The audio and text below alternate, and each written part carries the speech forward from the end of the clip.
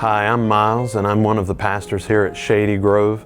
And today's devotional comes from Proverbs 27:12, which we'll get into here in just a minute. But to get us started, I want to ask you a question, and you might think it's kind of a silly question, actually. But have you ever been driving down the road and encountered one of those orange warning signs? Well, of course you have. Of course you have, especially if you live here in North Carolina. They seem like they're all over the place. But what's the purpose of those signs?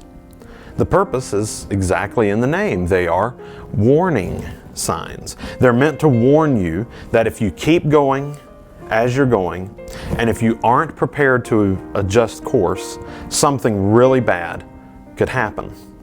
Most likely it will happen. Your vehicle could be in danger, or worse, you might be in danger. But I've noticed that when it comes to warning signs, there's three different kinds of people.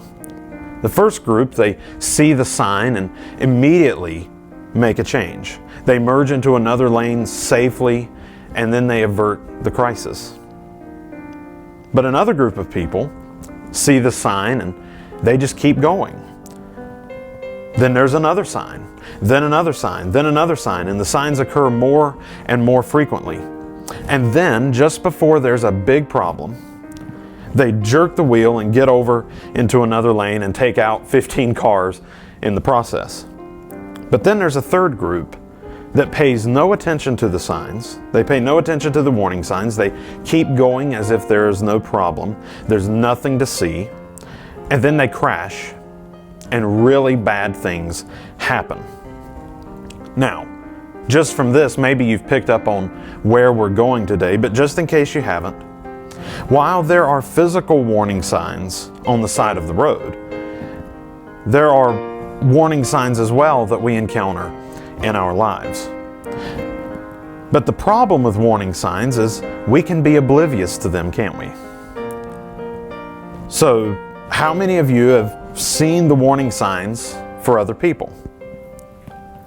You know, we can be oblivious to our own warning signs, but it is so easy to see the warning signs in the lives of other people. It's easy to see their blind spots. And you know, it's really frustrating because we can't make them change course. We can't make them change their course. And while you can't make them change directions for their life, you can change directions in your own. You can't fix anyone else, but you can heed the warnings that you encounter. You know, if you'll pay attention to the warning signs in your life and heed those warnings, it's not just enough to see the signs, you have to heed the warning as well. You will live a life of fewer regrets, and you will be better for it. Now, you may be familiar with Solomon, who was the son of King David and eventually a king himself. And many people consider him to be the wisest man who ever lived. He wrote much of the wisdom literature that's included in the Bible, and one of those collections of wisdom is called Proverbs. And here's what he said, and you can find this in Proverbs 27, verse 12. Here's what Solomon, the author of Proverbs, said. He said, "The prudent see danger and take refuge. The prudent see danger and take refuge, but the simple keep going and pay the penalty." Now, prudent isn't really a word that we use much anymore, but it's a good word, and it simply means wise. It simply means wise. So, in other words, here's what Solomon, King Solomon, is trying to say here. In other words, the wise see danger. In other words, they see their warning signs, and then they head for the hills. They change course. They merge if need be. As soon as they see the warnings, they do whatever is necessary to ensure that they don't become a victim of the danger. But then, as is the case in many of Solomon's Proverbs, there's another person, or there's another group of people. Then there are the simple, the oblivious. Some people even translate this to mean the stupid. The people who have no idea what's going on around them. They're oblivious. They have on blinders. They have blind spots all over the place.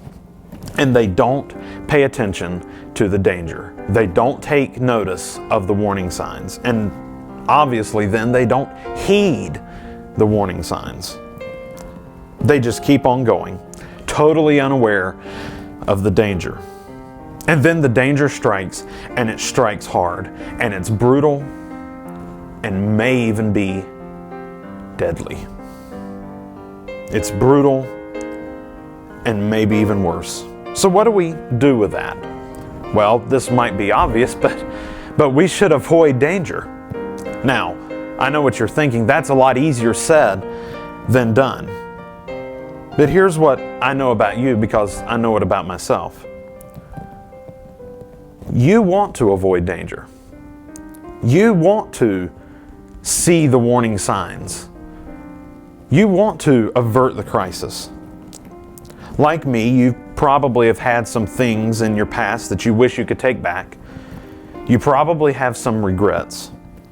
And while we cannot change those things, while we cannot change our past, although we would like to, while we cannot change our past, while we cannot change those things that we regret, that we wish we could take back, we can learn from them and have a better future. It's never too early to merge over, to turn around, or to change course. It is never too early to merge, to turn around, or to change course. You can do it. I know you can. But it will require a change. You'll have to look for the signs. They're out there. The signs are there. But you might just not be seeing them. You'll have to pray that God opens your eyes. You'll have to get some people around you who are close enough that they can be honest with you and point out potential danger. Maybe, if I can suggest this, maybe you should take the next month and read through the book of Proverbs. Proverbs has 31 chapters, which conveniently, there's 31 days in some months. And if you're going into a month that has 30 days, well, I guess you may have to double up on one day, but read through the book of Proverbs. There's so much wisdom there that we can all benefit from. I want you to live a life with fewer regrets. And I know you really want that too. And I believe that the best way to do that is to pay attention, to take note of your surroundings, to watch out for warning signs.